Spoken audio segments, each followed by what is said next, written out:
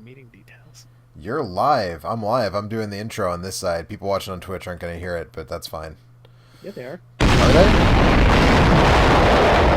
Stream it, everybody. Stream it. Go. Intro.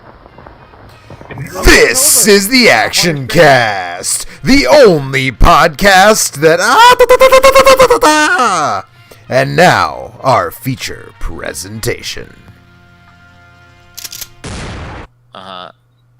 Yeah. So, hey, this is the Action Cast. I'm Joe Drilling. We've got... Hey, look who's here. Yeah. Hey, yeah, Bryce made it just in time. That's Bryce Wilson, everybody. Just like Ken, I'm right here in the nick of time. Actually, no, the joke I wanted to make for this intro was, hi, my name is Bryce Wilson, and I'm a gratefully recovering weeaboo. So...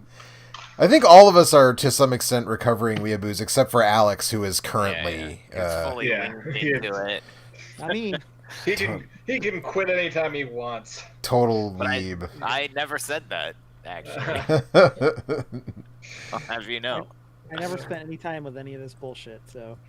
Yeah, well, you're spending time with the worst parts of this bullshit now by playing this NES game, so... I don't know about that. Did you watch the live action? Yeah, the live-action movie. So tonight we're going to talk about the 1986 animated version of The Fist of the North Star, and then we are also going to talk about the 1995 live-action version of The Fist of the North Star. I'm sure Alex will talk about the television series, the animated television series, Fist of the North Star. And the manga. And the manga, but I have never seen either of those things, so I cannot speak to them. You know, while I was always aware of Fist of the North Star, like this was my first time taking it head on, as it were. And I just need to point out that my notes for this episode look like a page from John Doe's journal. Like it's just very cramped writing filled with insane shit. Like if anyone just came across this out of context, they would think I had lost my goddamn mind. I took 2 full pages of notes. Unless they were also familiar with Fist of the North Star, then they might. Packed an awful lot into an hour and 45 minutes. Yeah. This really is like Kung Fu, but with the guys exploding. It's great. Yeah. Hang on, we should... This game sucks, actually. And you can make their heads explode. Yeah, but wait until Eric gets... There's a stage coming up that's a maze, and Eric's going to have a lot of fun with that. These jumping physics are really good, too. The jump physics are fantastic. You're like a marionette. Yeah. Can we all... Let's walk it way back. First of all, hello. Yes, hello. The action Alex, Anthony, Bryce, Eric, and I'm Joe. Yes. Hey, Joe. That was in no particular order, so you have no idea who we are, but you'll figure you've probably it out watched... I feel like strangers don't just come into this show at this point. The guy who said I'm Joe. Okay, this can be our next Alex. Time Cop, Joe. You never That's know. true. Time Cop episode almost up to 7,000 views, by the way, if you're curious how the Time Cop episode is doing. It is truly the Time Cop that can't be stopped. It keeps growing. Yeah. Every time Alex, people was stop not watching curious. it, someone And else Anthony goes back is in time and talking changes over the future. Sorry, go ahead. No, it's I mean, fine. that was I'm trying to welcome get to the people's future, names Alex. out, God damn it.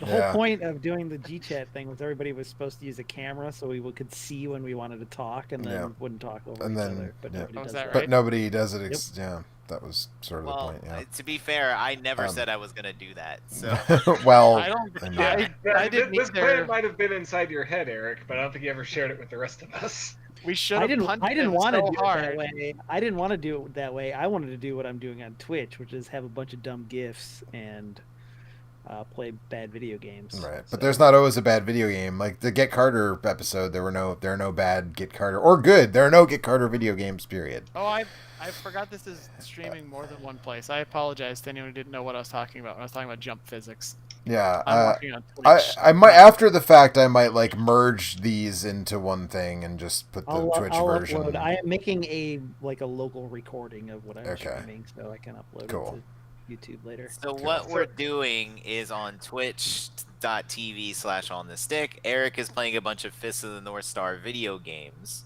And hey, guess what we did? We all watched the 1990, I want to say 5 live action Fist of the North Star movie, which sucks ass. And the 1986 animated Fist of the North Star movie, which fucking whips ass. Kicks ass. Yeah. So I think we a little bit of history is in order for this franchise. So this is a very, very famous and It's really popular. Yeah, the manga didn't go very long. It's not like an American comic, or it's not even really like Dragon Ball, which kept going and going and going. There's only two Fist of the North Star mangas, right? They're pretty long, but there was one. It ran for like 5 years. Yeah, and that was it. Then it was like over, and there was no more manga. But they keep making not, like, super uncommon. No, it's not. But like, I feel like for something to still be as popular as it is, it's kind of weird that like it's been over the original work has been over for like 35 years, but they keep making new things that are based on that same story. Yeah, so there's the TV show, right? That's 150, like 2 or 3 episodes. There's the movie. There's the they did like in like 2007 or 8 or something. They did like a 5-part movie series, which is like 2 of which are parts of the story. You okay over there, bud? He just dick punched a guy to death. It was great. Yeah, I mean that's Fist of the North Star. Kenshiro does. Yeah, that's the whole jam. Yeah. So 2 of which are like parts of the manga and like TV show that are kind of redone, and then 2 are the other 3. One's like a prequel, and then the other 2 are like side stories. That's all like original content. And then there's like a sequel series that was done in like 2003 or something. Yeah. And there's been an assload of video games too. Most recently, the Yakuza team at Sega made a Fist of the North Star game called Fist of the North Star Lost Paradise. I played the demo. It's pretty. The fighting is fun. I thought it feels very Fist of the North Star, but then the shit where you're just like walking around the town, which is also the part I don't like about Yakuza, I didn't like. But I remember when it came out, people were saying it was based off of like not the most recent Yakuza, the one like before that. So everyone was like, yeah, they like added stuff that makes a big difference, and like I don't know. And then there's also 2. But I also heard it was 6, so who knows? Yeah, there's also 2 Dynasty Warriors games. Ken's Rage, and I can't remember what the Ken's Rage 2 maybe. 2, I think, okay. So the thing that's interesting to me about this show is we touched on this a little bit in the Matrix about how in the 90s, in the VHS era, essentially, like, anime just wasn't nerdy or whatever. It was never cool, but it felt like it was genuinely subversive, because it was just this weird shit that you would get randomly, and you get like 2 episodes per VHS, and like there was no guarantee you could find the rest of the series. And so it had this weird kind of dingy, subversive feel. It cost like $100. Yeah. To be the thing that you weren't supposed to be watching. And like, you go back and you watch a lot of that stuff, and some of it's strange, but some of it's pretty tame. What cracks me about this film is it feels like what everyone was afraid anime was, this actually is. Like, this is what my parents were terrified I was watching, like, back in the day. Either we're just hanging their head in shame with. Yeah. Either this or Overfiend, right?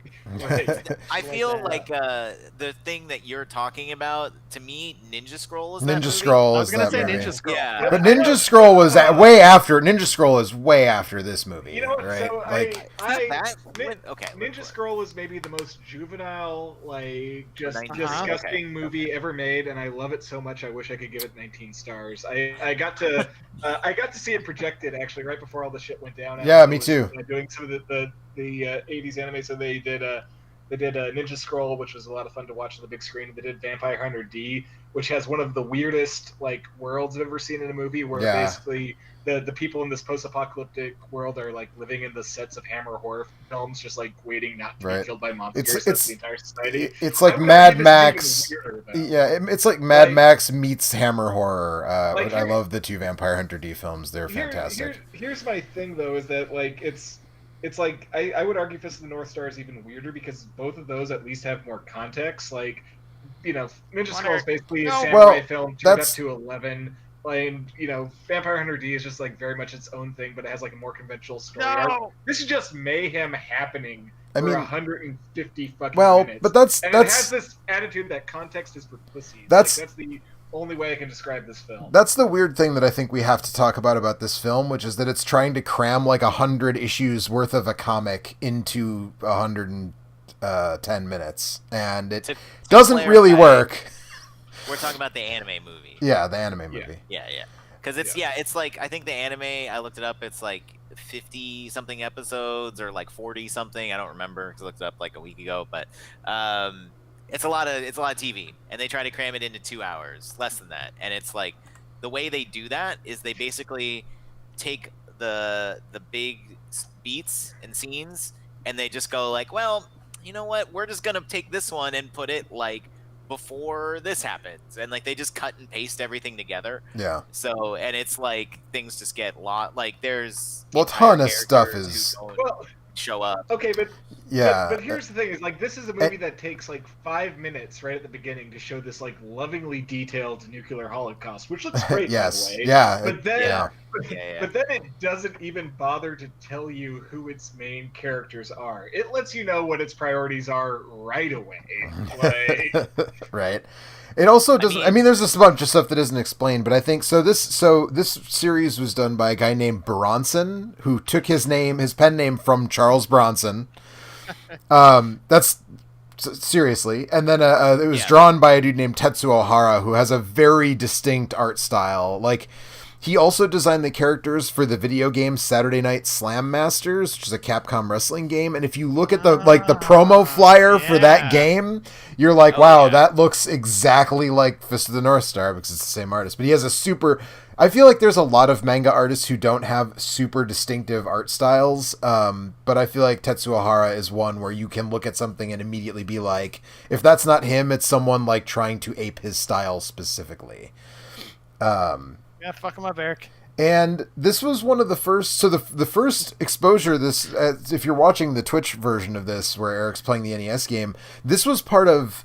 This game came out in the United States, and it was part of this whole thing where they were actually trying to bring this over very early, right? Like Viz was publishing the manga in the U.S. in the late 80s and early 90s, which is why there's a Game Boy game and an NES game that got US releases.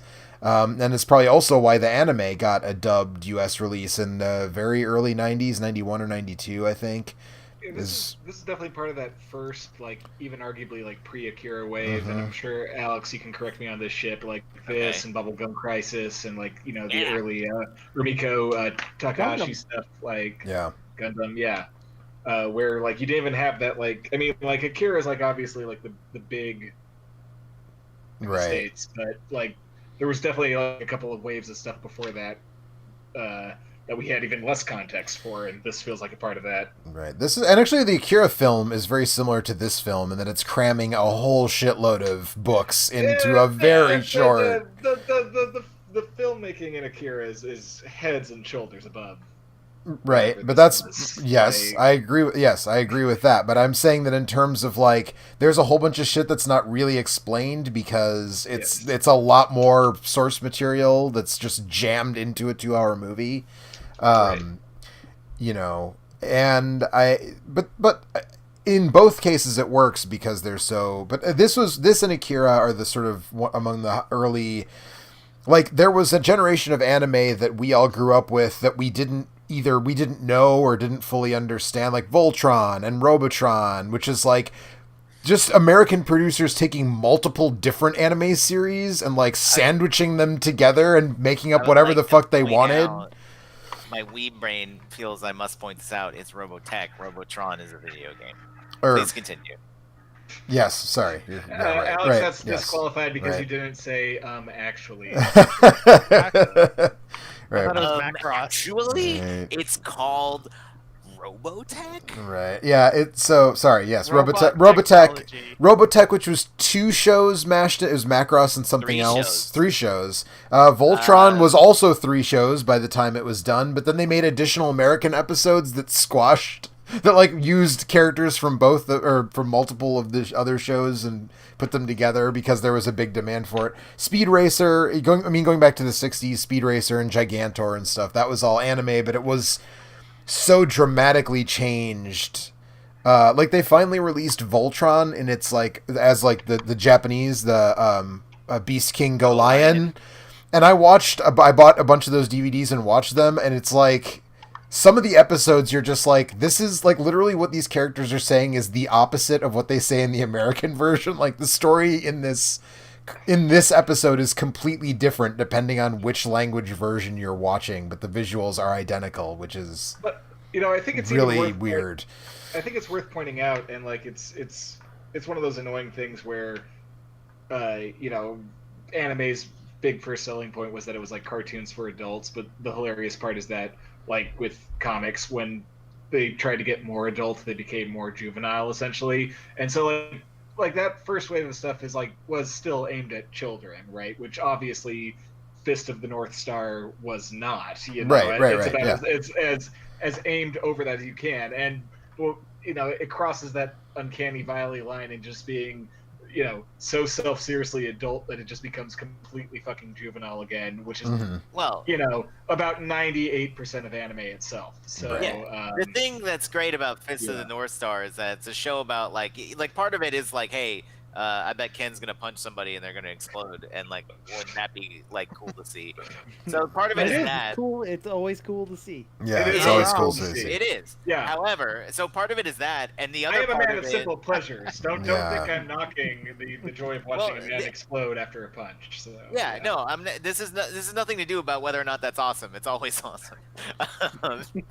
But the other half of it is that the rest of the show is just about a bunch of really buff, shirtless dudes standing around crying because they're gonna punch each other so hard, or they just recently punched each other so hard, and oh my god, how can fate be so cruel? Yeah. But so Eric, hot tip. These are all fair questions. Yeah, Eric. To enter doors, you hold right B and A all together to walk into a door in this game. So, just FYI on that. Obviously. Yeah, clearly. Duh. Just the one thing I want to say about Fist of the North Star is this is also my first exposure to it at all, which is weird because I've known that name for as long as I can remember. Right. Probably since I was like 13, 12. Yeah. Yeah, and it's weird because it was pure osmosis. I've only seen a few animes here and there, and like I liked video games in the 90s, so like through those two cultures it just came through, but I could not tell you how or to what extent, or like what the mechanism was for that getting into my brain, and yet it's been there forever. So I had a friend who had a brother that was 5 years older than we were in elementary school. And he was like a proto-weeb, and he showed this to me when I was probably like right after it came out in the US. I was probably 11 or 12 years old, and I saw this. And I thought it was, and I thought it was the awesomest thing I'd ever seen in my life, right? Because so I watched the version that I watched all those years ago, the English translation, the dub. And in the Japanese version are all those like weird, like early 90s MTV filters over a bunch of the death scenes, or was that added for the English version? No, that's there. I don't know why. Yeah, I think it's probably like a censorship thing or something, or maybe just like the DVD rip. It's like a style. Restore it, or I don't know. And I didn't look up who. They were trying to censor much because. Some of them it like turns black and white. Yeah. You literally watch a man's brain explode from the inside. So it's.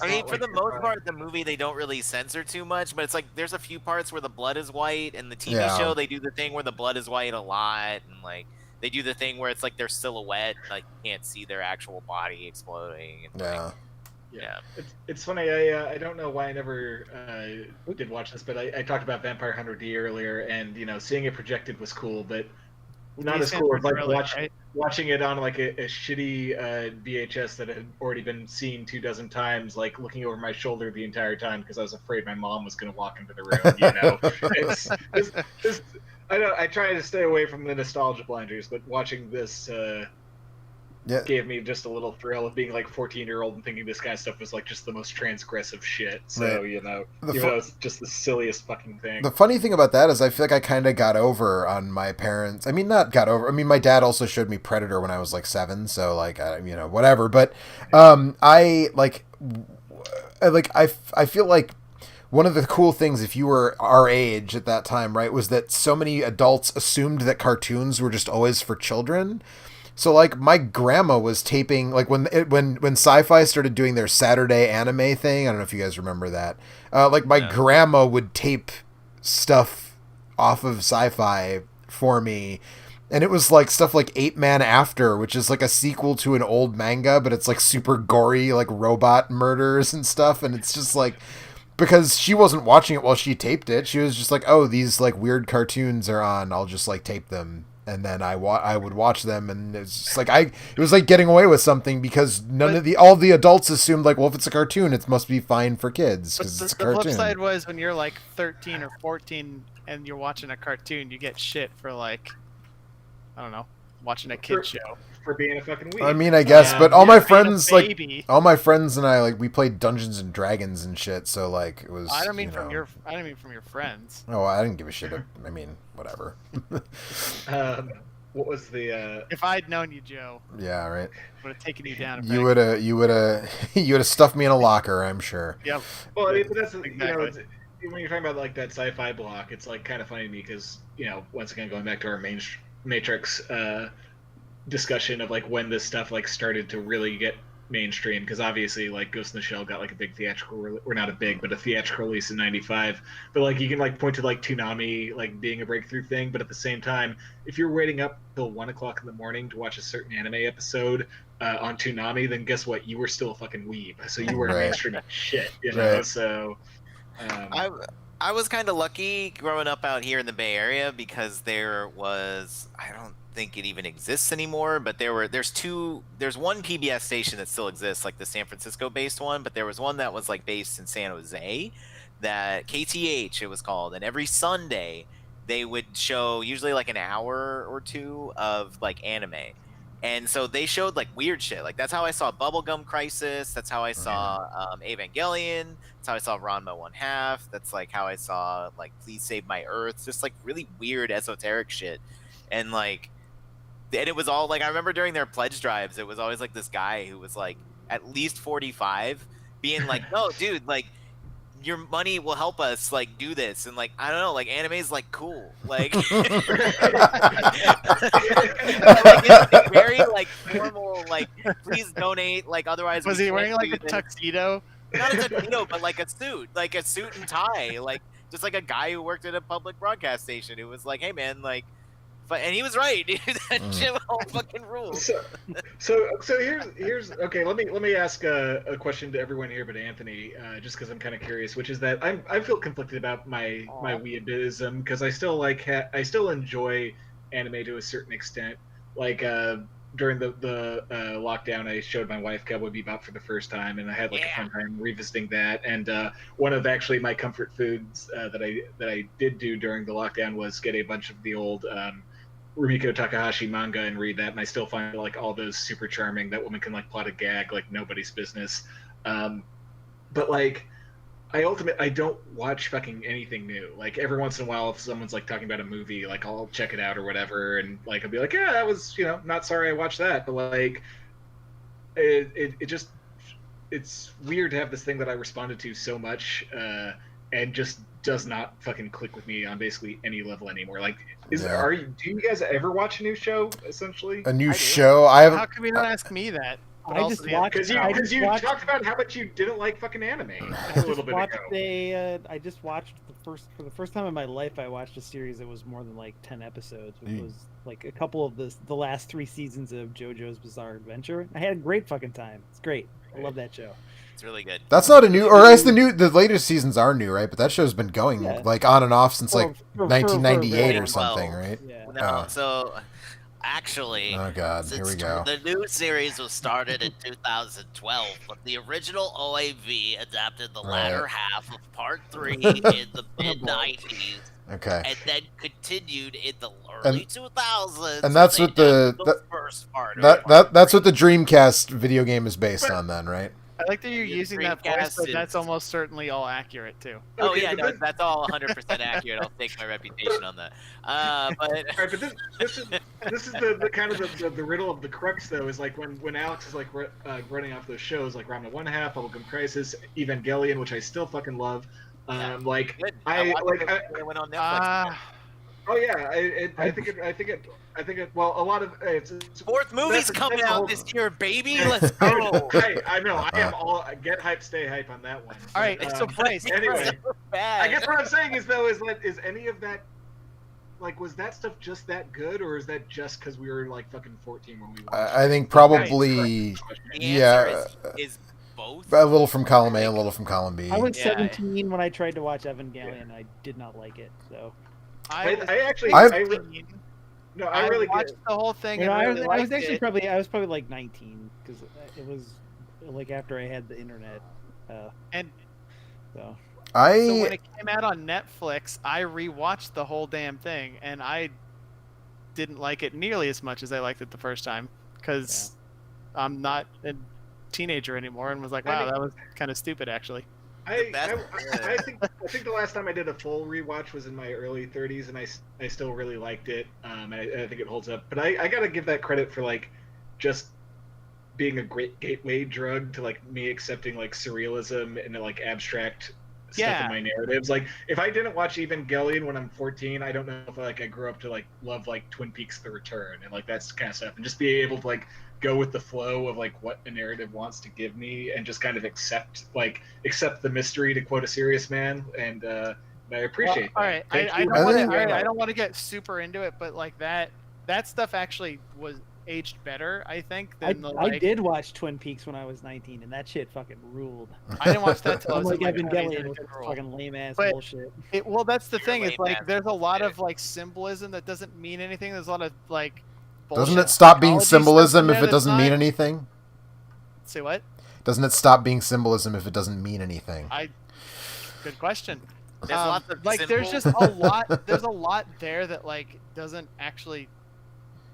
Right, like and it's just sort of stupid, and like that stuff detracted more for me as now that I'm older than but like this more the surrealist stuff, like I was more into that than I think I had patience for when I was a teenager. I'm actually kind of hesitant to rewatch Evangelion for just that reason. The last Yep, time I watched it, I think I was that's why I watched it. I was like wanted to know. 21 or 22, and Megan and I we binged the whole thing. She was watching it for the first time. I was rewatching it, and we watched it when we were in our early 20s, and I haven't watched it again since then. And I'm I don't know. I'm worried that I'll have your experience if I watch it again, and I don't know that I want to dislike it. So I'm not sure that I want to That's watch fair. it again. But you know, the robot fights are cool, and Right.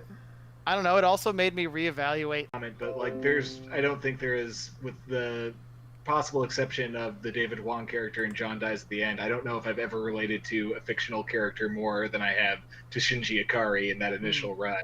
Like there's that one shot that always kills me, and it's when Misato's like welcoming him into her home for like the first time, and he like stops and like he gives this little sheepish smile that's both pleasure and like his embarrassment at his own pleasure, and like that is how I reacted to people being nice to me from the time I was 12 to like the time I was like 27. I mean, like, it's like that level of distrust. How many? And, like, I watch it and I cringe. How Good cringe. How many unconscious girls did you masturbate on? Well, that's why I said Yeah, I the got on original. the train That's and I still a rewatched movie. before that. Yeah, exactly. I very specifically said the original run. And, right. so Okay. there all you right. go. Yeah. Covered myself. Yeah, Listen, yeah. End of Evangelion is one of the greatest movies of all time. Hear me out. And here's End of why. End of Here's Evangelion why. is an act of revenge. It's Yes, beautiful. exactly. It's because he's like, I came up with this ending to this show. It was like a really personal thing, and I put a lot of time into it. And you motherfuckers all hated it. So you know what? You want to see like cool robot fight? Here it fucking is. And then he just fucking shits all over everything. It's like, End you know what, of dude? Even Well I done. appreciate Like, that without like watching. End Like, of the thing itself. Evangelion is the fucking monkey's paw, because it's literally Yeah. everything that the fans bitched about seeing, and he gives it to you in the worst possible way. Okay, you want to see Shinji like express his feelings for Asuka? Well, he's gonna do it by masturbating over her comatose body. Like, you want like Asuka to come out of the coma and like kick ass? Well, she's gonna get murdered afterwards. All right, you want like the Masato thing to happen, even though they're 15 years apart? Okay, and then she gets gut shot. Like it's She just gets gut shot first. It's everything you ask for, and then it's just in the worst In the worst possible way. Yeah. All right. It's So like- let's not let this. It's the greatest troll of all time. Let's not let this turn into the Evangelion cast. Yeah, But anyway, Too late! Yeah, if anything, we should Joe. be talking about the 4th season of JoJo instead. Joe, come on, you Yeah, you- fourth Right, season of Alex? JoJo. Remember Hell the yeah, part dude. where they like froze time and then did like a time loop to beat that guy, Yeah, and then he yeah. caught I the do. bullet. And yeah, Do you remember the episode where they go to There's eat a Italian pad food? oh god, yeah, where it's just like and they just The go into magic Italian tomatoes are food. making the evil food. Yeah, it's really good. It's so good. Joe, Wow. I have to say one that thing might is have that- convinced me. Wait, Joe, Dude, You should at Anthony, least if you watch that don't- episode. Yeah, if you should at don't least watch that one. show, you should watch part 4, episode Magic 10. tomatoes, Alright. So evil food in- might in- have convinced Wait, me wait, to you give guys- anime a shot. we Again. mustn't Jesus run Christ. away from the Evangelion episode. Oh, good lord. So It's in the North answer Star episode. in answer to your earlier question, Bryce, I haven't watched the most recent like anime series that I watched all the way through was Death Note, which is actually pretty good. It gets very silly in the second season, but there's like it's like the silliest Hitchcock that you've ever witnessed. It's Hitchcock via anime. Yeah, basically, like Yeah. the whole thing is this intense cat and mouse between like a master criminal and a master detective, but it's anime as fuck and super dumb. So Yeah. But that was the last thing I watched like all the way through. I think I watched a lot of Naruto with a friend of mine when that was like happening, and I think that's what broke me. I finally was just like, this is going on forever, and it's super dumb, and it just keeps getting dumber, and it's not stopping, and it keeps going.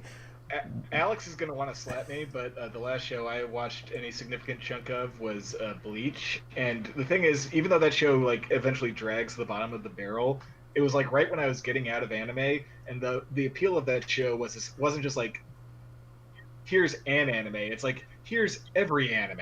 Like, here's a guy who ties a fucking monster to his face and walks around with like a little girl on his shoulder. Oh, and he has like a badass sword, and it's like, okay, I'm sold. You got me.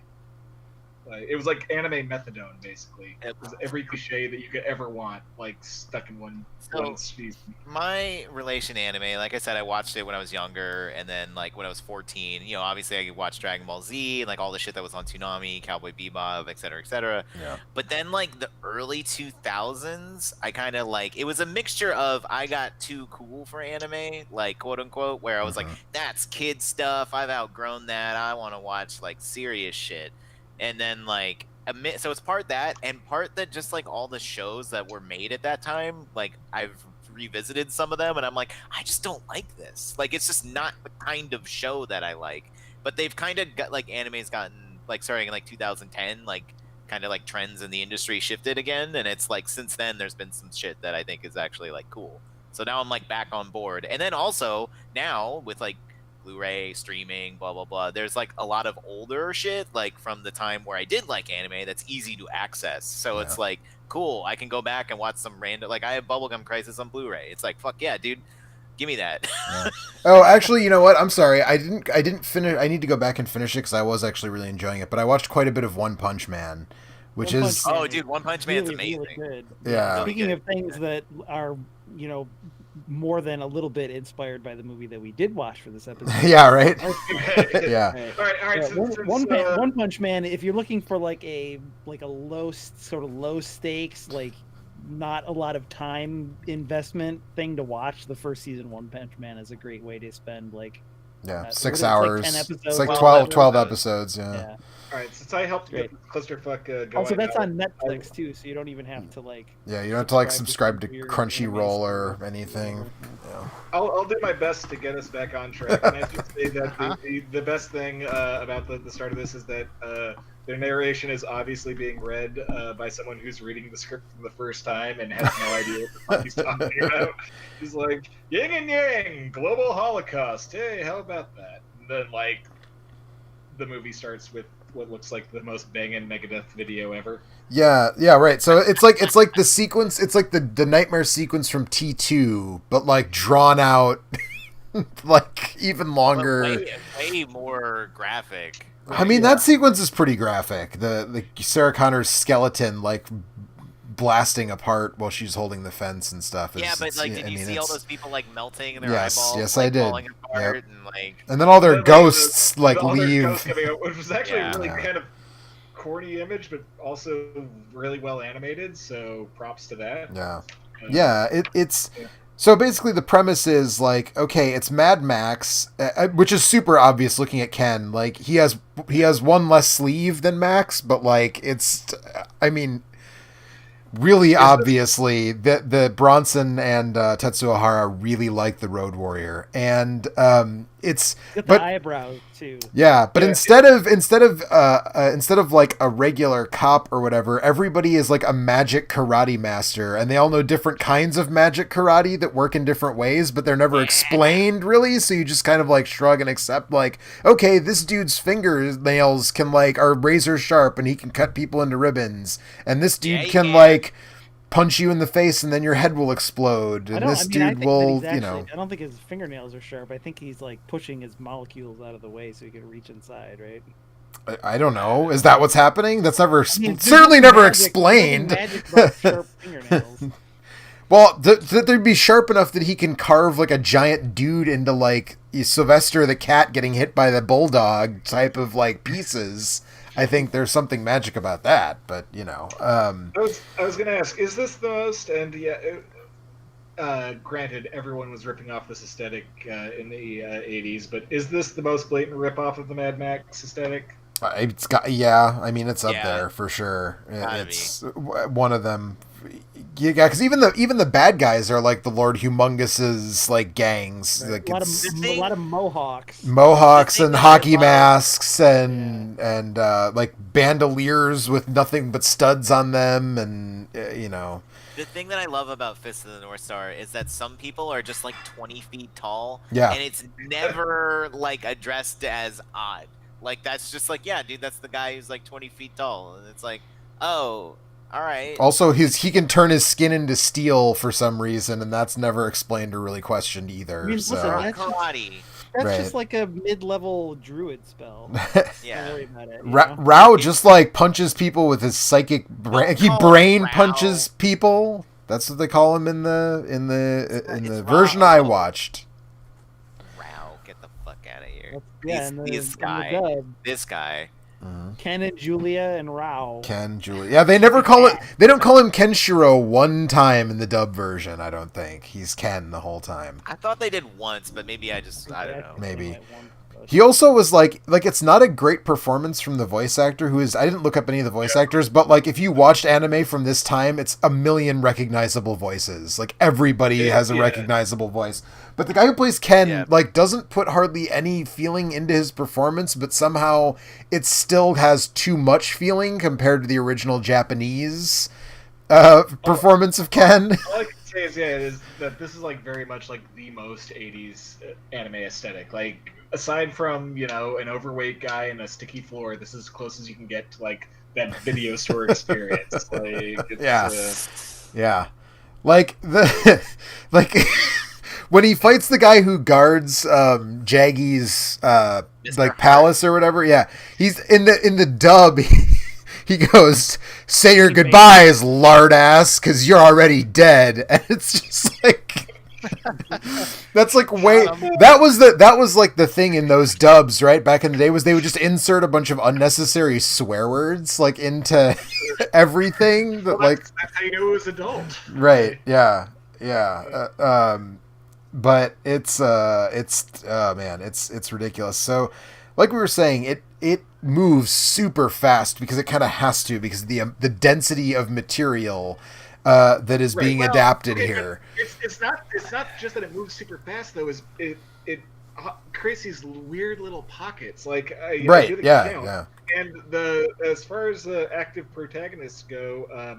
Ken, by my count, spends the first 30 minutes of this movie bleeding into a ravine. He doesn't show up to save the kids from the bike gang until the 30-minute mark. Okay, it's also never explained, like, why if he's dead and resurrected, and if that's the case, how did he resurrect? And if that's not the case, why is he suddenly like a statue man who can... And, like, he got beat by Shin super easily right away, but then he can punch over buildings. And, like, none of that is explained At all. Technically, no, it's not explained in the movie, but they do explain that a little bit. It is still kind of mostly like left up to your imagination, but they do explain like how he's able to do that. I mean, there's definitely like some Christ figure imagery in there, like. I don't know why he's a stone man. Right. Christ was definitely known Yeah. for exploding people's heads. Yeah. I think, the thing is, like, I feel like you and the listeners would appreciate some context here, but the movie doesn't do it for you, so I don't know why we should either. No, I'm kidding. No, but now I want to know for my own personal reasons. I want Alex to kind of explain it to me. Well, no, but I was Well, But- you Go know, ahead. okay. All right. Okay. So the reason why the whole thing about what is it? Hokuto Shinken, the fighting style he uses, the whole thing is not that it's one of Kenshiro's like secondary phrase that he uses. Like obviously his famous catchphrase is "You're already dead," but Right. like his secondary one is Hokuto Shinken is invincible. Like that's like the thing that he always says, and the reason why it's invincible is not that it actually is invincible. It's that if you are a master, if you see someone do a technique from another martial arts style, you can instantly learn it and do it yourself. So like, he's Taskmaster from Marvel Comics, basically. I He's Mega guess. Man. Yeah, he's Mega Man. Yeah. Now, Mega Man has to kill the other robot to get his power. He can't just see it. Okay. Then yeah, sure, he's Taskmaster. So that's why he's able to like Shin and Shin is his. They were friends, Right. and they like trained together, like separately because they learned like different styles, but like together as well. And then yeah, so he's able to just beat him for. That's kind of never really explained why he's so much better than him initially. But he's able to beat him. But that's why like the next time he sees him, he's like, dude, your bullshit's not gonna work on me anymore. Right. So and also like how he didn't die is just because it's anime and he's strong, so he Right. just didn't die. So he didn't That's die. why. He's never dead. He's never not dead and comes back to life. He just survived getting thrown into the There canyon by is Jaggy. So that 5-movie series I briefly mentioned earlier, there is one that it details the year in between when Shin beats his ass and when like the series starts proper. I don't know how that works. in The terms movie of, also like, does not make it clear that it's been a year at all. Yeah. This movie makes nothing clear. You cannot exaggerate Yeah. how little information or context this movie gives. Don't worry, I forgot math, but I remember all this stuff. all the important shit, like how to, like what day it is, like how to do fucking, like what the quadratic equation is, like, Right. history. Yeah. Most of that shit is gone from my brain. But I can tell you who's related to who, because a lot of people are people's brothers in Fist of the North Star, let me Right. tell you. Yeah, are they And- actual? But they're adoptive are they- brothers. They're I was adopted. gonna say, are they They're actual adopted. brothers, or they're just they call each Yeah. other brother? No. Because Okay. Ryuken adopted all three of them. Ryuken, the previous Hokuto Shinken master, has 4 adopted sons, Rao, Toki, who are blood brothers. who's Toki- going ape spit? Toki is not in the movie at all, mind you. But Rao and Toki are blood brothers, but they are Ryuken's adopted Is he going brothers. ape spit? Yes, he goes Okay. ape spit. Yes. Continuing uninterrupted. absolutely. Jaggy is the other adopted brother, and then the last one is Kenshiro, who is an adopted Last seen brother. in Banjo-Kazooie. However, in the second part of the series, after the time skip, it's Banjo-Tooie. revealed that Kenshiro has a blood brother whose name is Hyo, and then that's it, I think. Okay. Oh, also Yuria, or Julia, if you will, has a brother who's this I dude won't. who shows up, and he has ice powers. He can do like ice karate, and then he As one kind of, does. like, he kind of like challenges Kenshiro to a duel for kind of like no reason, and then like he like kills himself before the fight starts, so that when Kenshiro like is fighting him, he just like dies. And he's like, "How did you die so easily?" And he's like, "Because I like ripped my own bowels out, but then like sewed my stomach back together so you wouldn't see." Wow. Oh man. Fantastic storytelling in This is the. the North Why? Stars. I don't know. That whole section, I was like, why is any of this happening? Like, So the movie, a bunch of those characters are not in the movie, but Mamiya's Ryuken. not in the movie either. The only like female Yeah. character who does any fighting and who Ray is in love with, and that's like his main motivation for fighting, is just completely out of the movie. Yeah, right. So that's one of the great moments of like the movie not bothering with pacing. Is that this movie decidedly does not pass the Bechdel test, I think we must say. So no, it almost gets there, but yes. Anyway, sorry, continue, Joe. I just couldn't let that no, yeah, I was the like one of the great moments in this movie where they just like disregard any sort of pacing or like traditional storytelling is like what I mean. Alex can probably speak more to this because I haven't read the manga or watched the like actual TV show that bothers inserting all of these things, but like this character Ray shows up in this town, and there's a gif of that Eric has of him putting a saw in a dude's head, and then he like fucks up that guy with the saw, which is great, a great moment. But he thinks that like Jaggy is impersonating Kenshiro and saying that he's the Fist of the North Star, and he's even like given himself the same like Big Dipper scars. Also, by the way, the name of the literal translation of this work is Fist of the Big Dipper, not Fist of the North Star. But it was. I feel like we got to tell these people who've been listening to this thing for an hour that basically, as much nonsense as we're spitting out, it's basically the Double Dragon plot. Okay, dude takes dude's girl, dude goes to get the girl back. Like that's it. That's the crux. Everything else that we're telling you is incidental. Yeah. I mean, kind of, but even when he first shows up and like saves the little girl and Bat, like Lynn and Bat, when he saves them and her scream like brings him back or whatever, he's not even that concerned about Julia at first. Like he's just walking around fucking people up for a while. Well, he's just okay. I love when he's introduced in that scene because he's just walking around knocking down buildings. Yeah, punching buildings he's over. Not knocking down the buildings to get to them quicker. Like that just seems to be like what his hobby is now. Is just knocking down these fucking buildings. My actual favorite thing about that scene isn't the like casualness with which he punches buildings over. It's the fact that he gets all the way over to where they are, and the gang of like wasteland marauders who are trying to like steal from Bat and Lynn are like, fuck this guy, we're gonna fuck this dude up. Like dude, you just watched him punch over like 5 skyscrapers, and you're like, that guy, he had a knife. He did. He had a knife. It was shiny. Here's the thing that I love about this movie is just magnificently stupid world building is like, so in the first in that scene when they're introducing the Desert Marauders, they're attacking these refugees, right?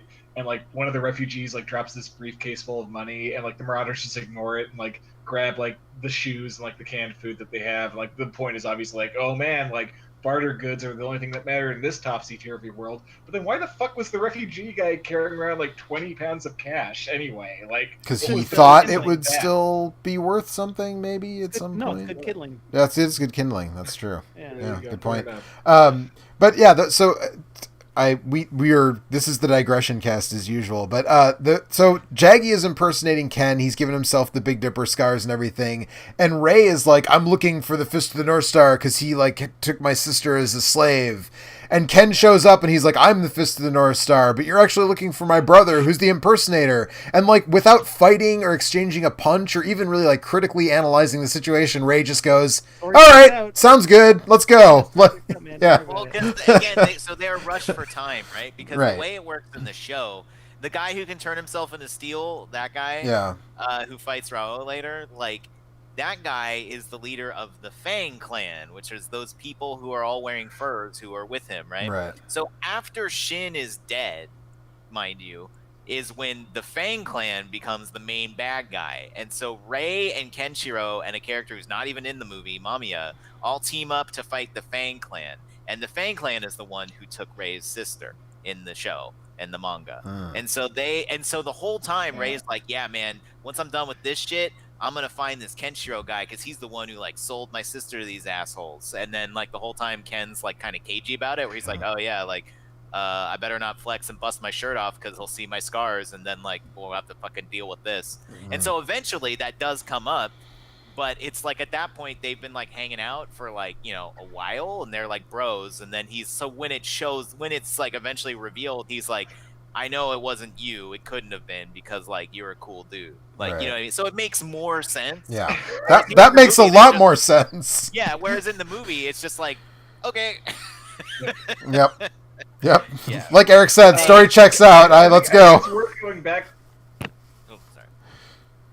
I think it's worth going back to that Marauder fight though, just because it's really where they introduce what this movie's whole jam is going to be, which is basically Ken like fast punching a guy, and then the guy like standing still for like 2 seconds, and then just fucking exploding. And the thing is, this would get really repetitive because it's like 95% of the fights in this film, if not for the fact that it's fucking awesome every time. Right. I mean, and it keeps coming up with like new over the top ways. And it's great because it's not even like, it's like calling it a head explosion doesn't do it justice, because like I think I forget what the fucking kid's name is, but like Bat. Like in the first one, like he punches the guy's head explodes, the body falls like next to the kid, and then even though the head has already exploded, it somehow explodes again, like the next step explodes or something like that. And it's like there's never enough head explosions in this, and it's just a hoot and a holler every time. Yeah. That's what I was gonna say. Is I think Bat sets the stage for the whole movie, because that guy's head explodes and the like, it literally, the back of it blows out and his skull like shoots out like a rocket. And then, like, he lands near his headless body and lands near Bat, and blood gets on him, and Bat just goes, "Holy shit!" Yeah. And it's like, yeah, dude. Yep. Which I actually really appreciate, because it's like, if that like happened in real life, if you were walking down the street and somebody punched somebody so hard their head exploded, you'd be like, "Oh my fucking God." Like that's the whole, like, it's not even just, but I think we have to further clarify that it's not just like Ken punching people and their heads explode. It's like everybody, like when Shin kicks someone, like their elbows and knees just turn into blood geysers for some reason. Which is one of the few things that's carried over faithfully to the live action movie, actually. But then like Ray, like I said, is like, I don't know if it's his fingernails or what's going on, but he's like, he can cut people by chopping them, and like he like just takes a dude's arms off in the first fight you see him in, and throws his arms back at them and is like, catch, and the guy like tries to grab him with his stumps, and it's very funny. In the TV show, the line is, he goes, "You drop these." I really like. And then in the dub, there's a pretty good. There's disarming. This what I. Yeah, the dub. Was that the better? The dub's line of like what is it? He says something about like, I have answer me some questions, asswipe, or I'll just leave you here to bleed out. It's like, all right, that's what we're doing. Here's the question: is that the better disarming, or is Total Recall the better disarming? I mean, see you at the party, Richter. I mean, you know, but so I think we're going to talk about the live action movie obviously as well, but I will say the one thing that I think the live action movie does better than the anime, the only thing it does better than the anime, is it focuses the whole thing on having Shin be the bad guy. Yeah. Because like then it's like Shin fucks up Ken and takes Julia, and then like they don't actually show it at the beginning though. It's like told in a flashback like halfway through the live action movie, which is that's how it is in the original story. Okay, well that makes a little more sense, I guess. So then and then like his whole thing is about like getting to Shin, and like Rao he's just not in the live action movie at all. So in the movie, the animated movie where Rao's watching them fight, that doesn't happen. That's not a thing. Jaggy does convince Shin to kidnap Yuria, but like that's not till later that's revealed via flashback. Right. Shin's dead at that point when you learn that. So it's like yeah. Right, because like in the movie they he fast and loose with the first like, 2 arcs and cut shit together. But like, basically the first arc is like, hey, I'm Ken. I was been like dead for a year, but I'm back, and now like I'm gonna kill Shin, and that's it. And then it's just kind of like a Bat and Lin, that kind of plays out pretty similarly to how it does in the movie, the animated movie. They meet up with him, and then the 3 of them are just like going every week. It's like, hey, we've wandered into some new town, and shit's crazy, and there's a dude who's like 30 feet tall, and he's like eating people or whatever, like, and then Kenshiro's like, well, I guess I'm gonna fucking kick his ass. And then, I'm just gonna go punch him and his head will explode. Like 19 minutes to set up, like 1 minute of him punching that guy in the head till he explodes, and then like, credits. Right. And then eventually he fights Shin. And, Right, and so that's why did we even keep making shows after this show? Is the yeah. real question. That's I mean we attained know, perfection. It's yeah. So the animated movie has him go after Jaggy. He meets Ray. They go after Jaggy first, and he kills Jaggy, who he'd already almost killed. Which like a big thing with Jaggy is that he like Ken punched him, but he managed to like pressure point himself and like squish his head back down and not let it explode. So he's got like a rivet, like steel rivets and like beams on his face to keep his head from exploding. And that's why he wears this ridiculous mask. A lot of this movie is ironically awesome, but a bad guy who has welded his head back together to keep it from exploding is unironically awesome. So He's also wearing like a just if we're keeping score here.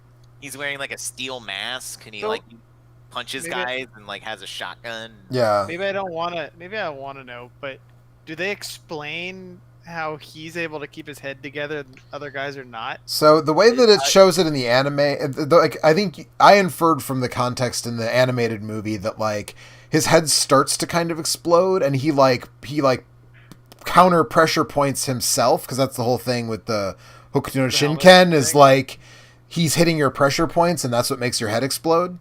So Jaggy's like trying to undo that by like thumb jabbing himself in the neck, and then he literally just like grabs his head with his hands, and I think the implication is just that like he was strong enough to like compress his skull back and stop it from exploding. Yeah. That's literally what it is. Yeah, So. until he puts like a metal rivet on it that will stop it from exploding. None of that comes across in the live action. No, It's just, no, like, not at kind of all. Like a Well, so in the out-of-shape live action, he's not even Jaggy. They just took another minor character whose name is Jackal, who is just like a villain of the week who works for Shin in the TV show and the manga. And then in the movie, it's just a guy who's in one scene and sees Jaggy without his helmet on, and Jaggy's like, "Fuck you," and blows his head up. Right, yeah. For kind of no reason. But that character, as like Shin's lackey, is just for whatever reason in the live action movie has that face thing going on. Right, rather Like, than they make just kinda him gave Ken's that brother. Yeah, he's not his brother. Right? They're just like, yeah, I don't know. For some reason, Chris Penn thought he could kick Kenshiro's ass, and so he tried to. Yeah, which like that's It the other didn't thing, work. right? Like Chris Penn is like So, doughy, okay. like nice guy Eddie is fucking. Okay, I was about to ask that. I was like, oh, did Chris Penn get ripped for this? No. Get in shape? Nope. No. Yeah. No. Nope, not at all. The live action movie is a who's who of that guy, though. It's Clint Howard, It sure is. Melvin Van Peebles, what's that? The guy who played Bob in Burton's Batman, Tracy, and played Miller in Repo Man, Tracy Walter, is that his name? He's in it. Dante Basco, who was Rufio and Pan, is Bat in the live action version. There's a really well-known stuntman plays the guy who gets his head exploded at the beginning, and I can't remember his name now, but he was also like a Bobo in the Double Dragon live action movie. He's in a that bunch of looks stuff. like Yeah, he's in a whole bunch of stuff. That like he's like a super well-known stuntman character. Yeah, it's just like there's a million random like that guy actors in this movie in the live action Downtown movie. Julie Brown. Downtown Julie Brown. Lead. Yeah. Downtown Julie Brown. Yep. Wow. It's Vader. Fucking Vader is the fat guy who I guess is supposed to be the same character who guards Jaggy's fortress, I think, but it's not really It's not clear. But it should have been like because he basically is. He's named Goliath, and there is a character in Fist of the North Star named Goliath who shows up way later, but it's also like whatever, it doesn't really matter. Right. Like, Although that fight isn't as good in the, I mean, it's like a better actual Not even fight really a in the live action movie, but in the anime, that dude punches Kenshiro into the ground. Then Ken just like stands up and dusts himself off, and then like explodes his gut. It's pretty it's really pretty good. fantastic. But yeah, it's so I guess we can kind of move on to the live action version. I mean, we'll definitely keep referring Not back good. to the anime, but the live action version I don't love because it makes the world a lot smaller.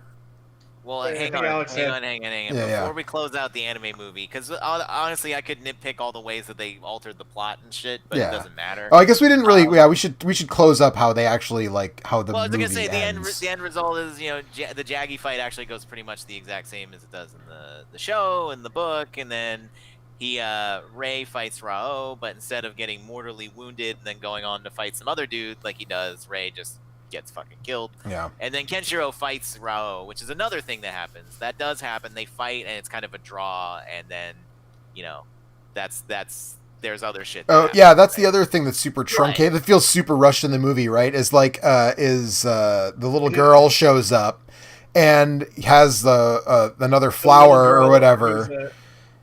The little girl whose muteness is cured by Ken, and then has the voice of a 32-year-old woman. Yes. Yes, that's the one.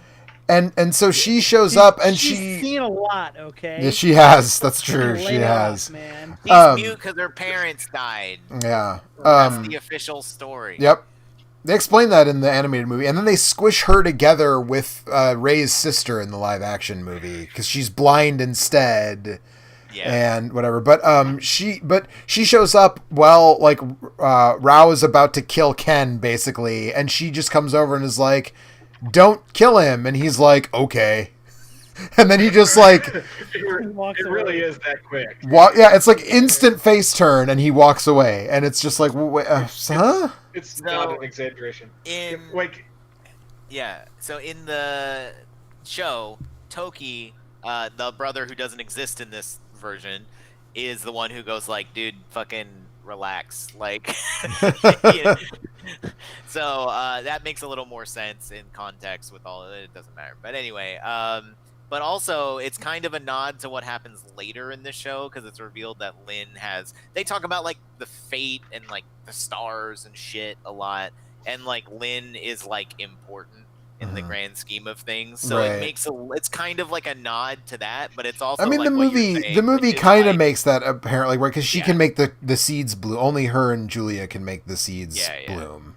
so they make that like sort of You get it, guys? Because Parent. women are like sacred givers of Oh yeah, we life skipped or over this whatever. totally, but like Fist of the North Star is like crazy misogynist, like insanely misogynist. I mean, I think we that- kind of that implied came it through by the live talking action. about how like there are no women in the movie and none of them talk. I mean, it gets the show and the manga are like, I mean, there's there's just like a couple of women in the movie, kind of. Kind of. I mean, they exist as objects to be fought over by the men in the movie, but Yeah. Yeah. There's like Manga is the female character, the only female character in the show who does any fighting, and the whole thing is that anytime she fights somebody, she's too weak to beat them, and then Ken and Ray always have to come save her. It's like, okay. There's a character way later on who is like just a saint basically, and then like not literally, but like a super nice woman, and then the Right. main bad guy, like he's like, I love you, you're my sister, and you're the only person in the world I love, but if I'm going to be the true king, I can love no one, so you must die. And it's like, okay, man, like Makes sense. You know what though? By the Okay. standards of anime of this time, I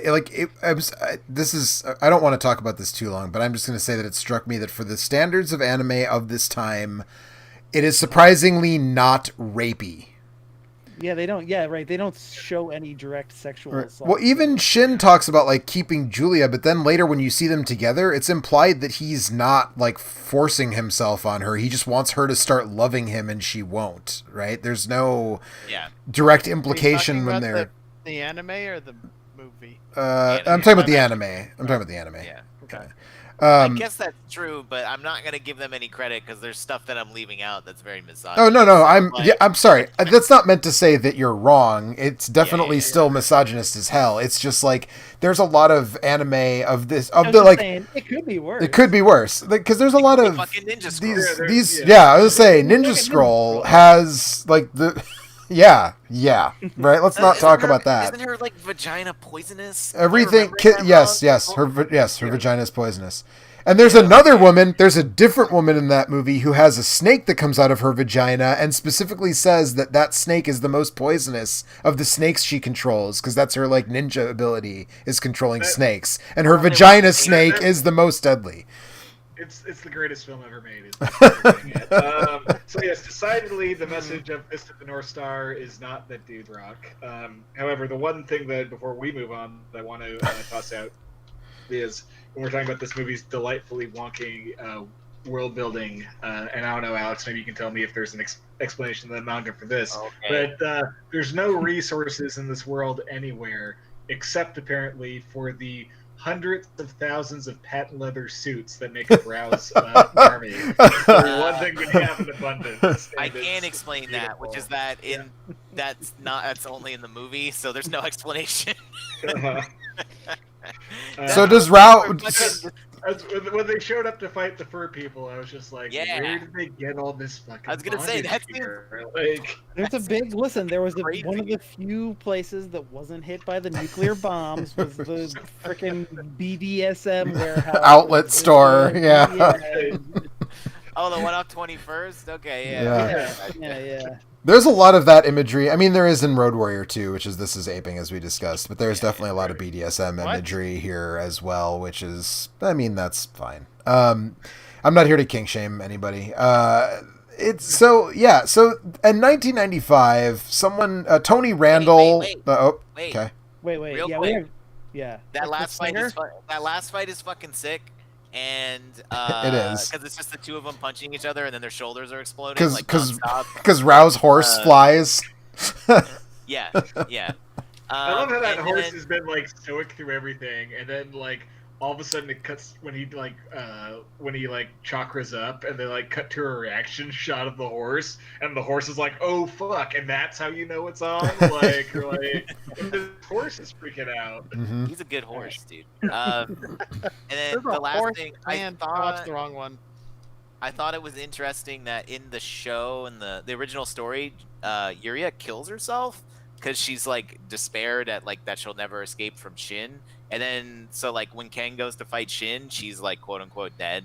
You find out way the fuck later that she actually didn't die because she jumped off a building and somebody caught her. And so I just wanted to bring that up. That's amazing. So her and Ken do end up like together at the ultimate end after Rao's defeat. Spoilers for like 35-year-old property. Yeah. But it's just funny to me that like, and they don't even entertain that in the movie, right? Like they're just Right. like, oh yeah, she knows he's coming. Like that's it. Well, But, also I just thought that was a funny change. there's a moment where she just like gets naked for no reason. She's like, "I'm leaving. Here's some She's titties. also Now a I'm Barbie leaving." Yeah. No human reproductive organs whatsoever. Or mammary glands. Yeah, really. So I'm looking at the person who played Kenshiro in Fist of the North Star, and apparently his other films are City Hunter and the Tekken movies. So like, he apparently just specialized in very ill-advised live-action adaptations. He's in the best scene in the City Hunter movie. It's the scene where he and Jackie Chan like electrocute themselves on a Street Fighter machine and then turn into Street Fighter characters. That's him. In the Expendables too. Yeah. Yeah, of course, because he was a low-budget action. Like, he's like a Dudikoff. You know, he's like another Dudikoff or another... what's the name of the dude, the guy who was in Revenge of the Ninja that we watched? Sho Kosugi. Like, same... He was that level of quote-unquote action star. Billy Blanks, you know, that I feel that like vibe. you're being a little unkind to Sho Kosugi, lumping him in with the likes of those fellas. He came by it honestly. He, you know, I mean, like... Right. I mean, Billy Blanks and Sho Kosugi both had gimmicky workouts after their like direct-to-video action movie careers like were over. So you know, Fair enough. But the weird link between the career of Gary Daniels and the guy who does the voice for Kenshiro. He also did the voice for the main character of City Hunter. There we go. Wow. So I think Again, speaking, I don't remember math, but I know this. Speaking of that, wait. Okay, there's three things that are very important that I need to mention from the anime before we move on. Okay. Because I've been too busy focusing on playing these games. First of all, you guys completely whiffed on the speech that the sensei gives him, where he says, "Physical strength is no substitution for perception. For perception is the key that unlocks the intangible power of the spirit, and power without perception is spiritually useless and therefore of no value, which is just good. That's some good fucking dialogue. That's a lot of words that say absolutely nothing. I also think there's one of my favorite scenes is where the giant man takes the flower away from the little girl and goes out into the crowd and says, "Oh, this flower." I really enjoyed that. And then there's a great part where Ken, or after Ray gets blown up, his blood gets all over Ken's face, and Ken does the Bruce Lee thing where he takes it and licks it. But it's also super weird. It's way weirder to lick someone else's blood. I feel like, right. It's like it's not even an enemy. It's his bro's blood. It's like, just look at my bro's blood as you do. As one does. You know. I gotta taste this. Yeah, it'll motivate me to fight harder. Yeah. So in 1995, a guy named Tony Randall, who should not be confused with the other Tony Randall. No, it is Tony Randall. I actually did look it up just to make sure. Directed a movie that I guess did get a limited theatrical. Yeah. Really Jack Klugman is doing a Ranma 1/2 movie.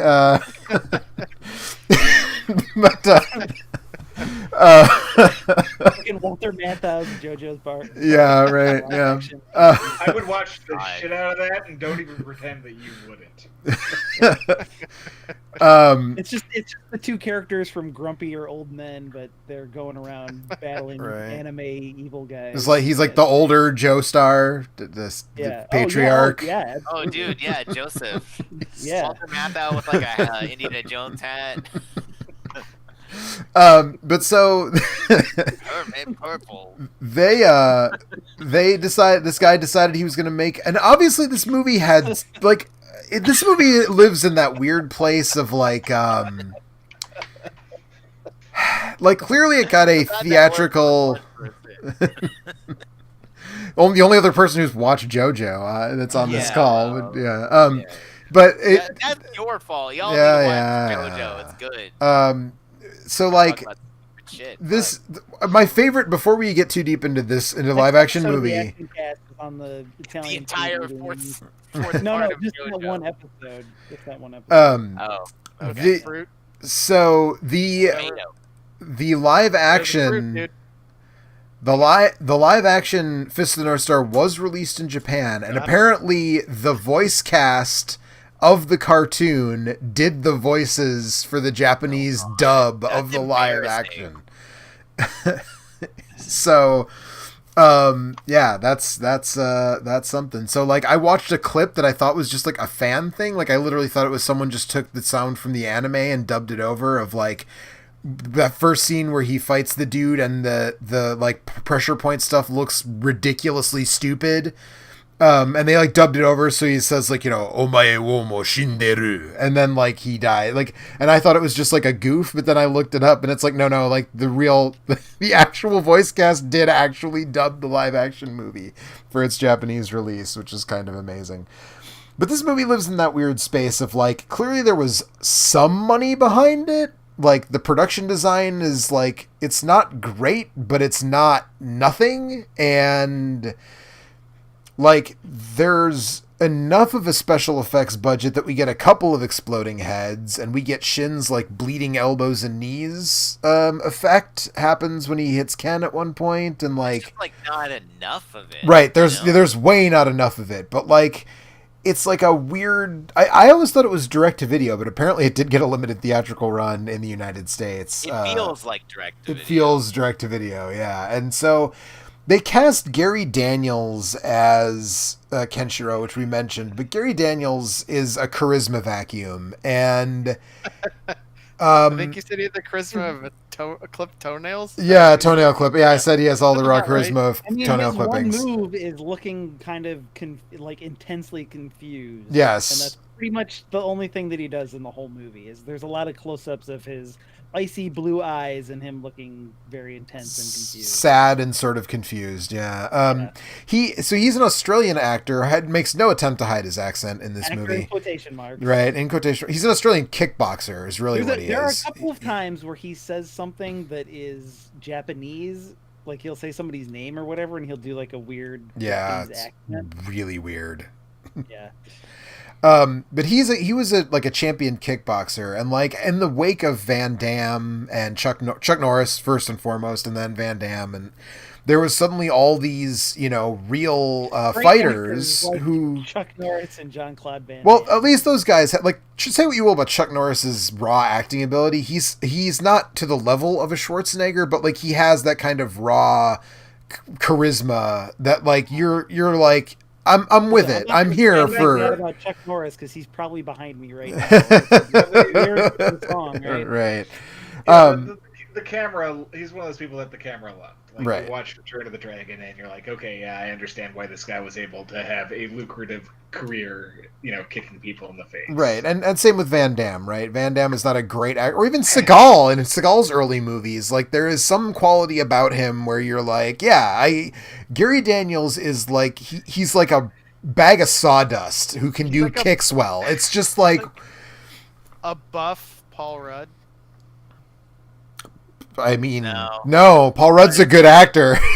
I don't mean acting wise. I just mean like his face. Kind of, yeah. Okay, and also, is he wearing a wig, or does he just have I really don't bad know. hair? I could not figure that out. And what do you mean bad?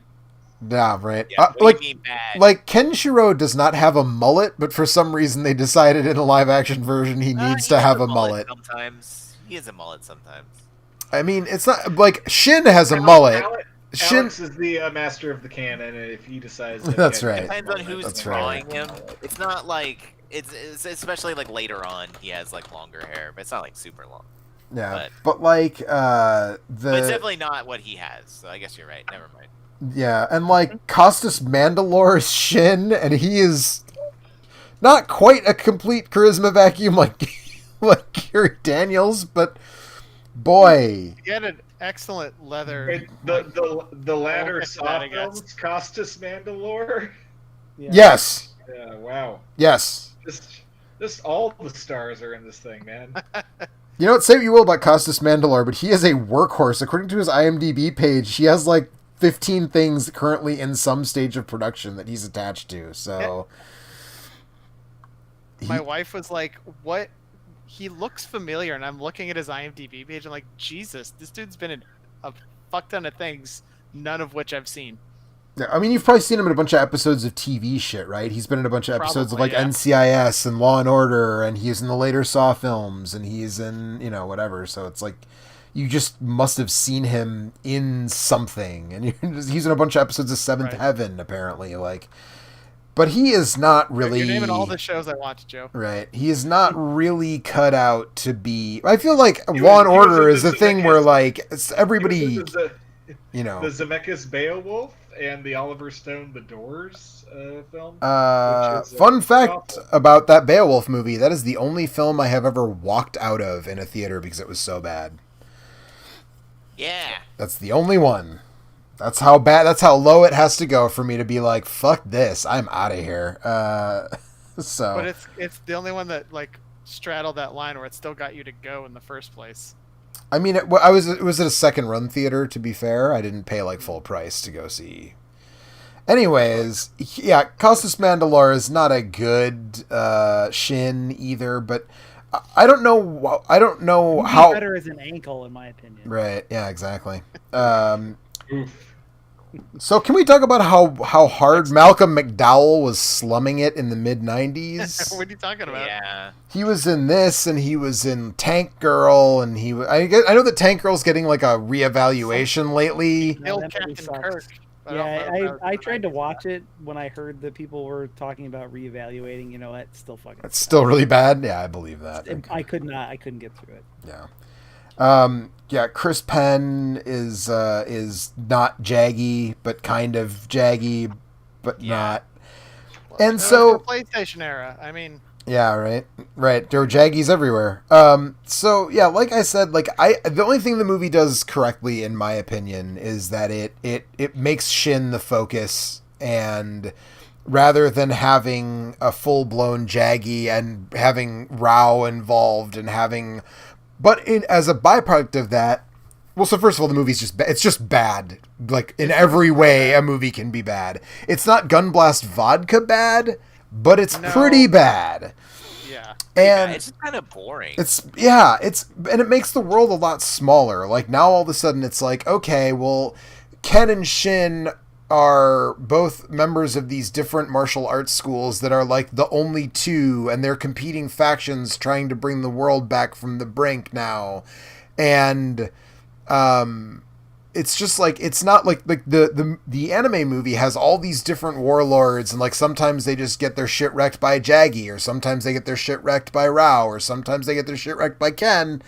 But like, there's this whole world of random people who are just kind of out there fending for themselves. Sometimes they're peaceful people who've set up towns. Sometimes they're motherfuckers who are ransacking all those people. But like, this movie is just like, nope, it's just like King Shin, and he's a tyrant, and like there's some settlements away from his reach, but he's just going to go after them, and the only person who can stop him is Ken, because they're the only two people like this in this movie, which it still sucks. But to be fair to this movie, that's kind of how the first arc is. It's not till after Shin dies that all the other characters, because it's like he runs into Jaggy, and then Jaggy's like, by the way, your brothers Toki and Rao are still alive, and he's like, they are, and then like Rao becomes a thing, and like then like it's not till after that like all that shit kind of opens up. The animated movie makes it more okay, it's all happening at the same time. But like the actual like original show, it's like I said, it's like, yeah, they're just like, he's like, hey man, I'm back. Shin's a motherfucker. I'm gonna go find him. And then every episode they're just like walking around trying to find Shin, and then they don't, and some other dude's a dick, and he's like, I work for Shin. I'm a dick. And then Kenshiro's like, ta. Right. That's it. Also, he never really, like, true to the source material in a weird way. Yeah, he never. That's the thing that's weird about it, right? Like, there's a version of this movie that is good. Like, you could do a live action version of this story, and it could be good. Or you could easily, I think. No, all right, I'm gonna. But would the central gimmick ever translate? Like, I don't know if you could do that. Like, have every fight climax with the guy hitting a guy a bunch of times and then just exploding, and like have it never. Why not? You would have to. Live action. You'd have to have a budget. You'd have to have a budget. Yeah. But that's what's weird. Like, this movie decided that they were going to pay Malcolm McDowell, who, even though he was slumming it, like, probably wasn't cheap. Instead of like getting a few more effects so that he could explode more than two heads. Because he does one at the beginning, and he does one at the end, and the one that he does at the end is the one that he did a long time ago, and it's actually Julia tears the shit off of Jackal's face, and then his head like finishes exploding. But he doesn't even explode Shin's head, which is some bullshit, honestly. Yeah. You know, if I'm being honest. He doesn't explode Shin's head in the other version either. Yeah, but that's But that version has plenty of other exploding heads. This version, True. It's like they're saving it, you know? And I'm like, if you're going to save it, fucking explode Shin's head. You know? It's so boring. It's so boring. It's so, like, the anime taking a bunch of shit, like the proverbial like 10 pounds of shit in a 5-pound bag, you know, in the anime. This is like 2 pounds of shit in a 5-pound bag, but the shit smells really bad anyways.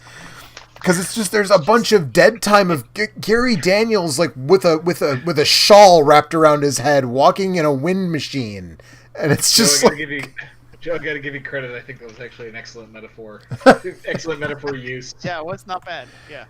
Well, thank you. It just like I was kind of going with it at first, like, okay, this is, you know, they're poorly translating this story, or maybe not, for like setting the scene, whatever. And then like the first fight, I was like, okay, the first thing that happens is he kicks through a door, and like the dude's jaw looks all like stretched but really bad, and I was like, all right, this movie's gonna be hilarious. Right, I was saying, it tricks you into thinking. Yeah, tricks you into thinking it's gonna be fun. Can I go back, because I forgot to mention one of my favorite beats from the animated movie is when he gets up so hard from the bed that it explodes. And the only effect that I've ever seen like that before in my life is from Master of the Flying Guillotine, where at one point the proverbial Master of the Flying Guillotine gets so mad that he jumps through his roof, and he jumps through his roof so hard that it causes his house to catch on fire and instantly burn down. And like just the Ken getting up from bed scene had the same effect on me, where like the bed just shatters under the force of how hard he's getting up, and he immediately like runs through a wall, and I'm like, oh man, fucking on, you know. So anyway, let's continue talking about the boring movie now. But I just had to, I couldn't let this episode pass without, you know, giving props to that bed explosion. Yeah, no, for sure. So yeah, I mean, it's just it looks like 90% of it was shot on a soundstage, if not all of it, and it looks like a cheap soundstage, and it looks cheap. Really bad. It looks super cheap. Dark. Like, yeah, it's not. It's like Road Warrior if there was no sense of aesthetics or style. Right. Well, it's like instead of George Miller just like went out to the desert and was like, look, it's a nuclear wasteland. You can tell because it's a desert. And like this movie was like, what if we build a desert kind of in a soundstage and have like not very good matte paintings as the backdrops? And yeah, and also like for a dude who's like they get a guy who is not a good actor but is a professional kickboxer to play Kenshiro, and the fights are almost entirely garbage in this movie. Like the fight at the very end when he gets to like Shin's skyscraper palace and he fights a bunch of Shin's goons, like there's not really any storytelling in that fight, but it looks okay. Okay, but having not seen the movie, I guess this is what I was trying to talk about, is that I feel like the pacing and the way that, like, Fist of the North Star... Oh, so you didn't watch the live-action one? No, I did not have time to watch the live-action one. Well, you missed a lot.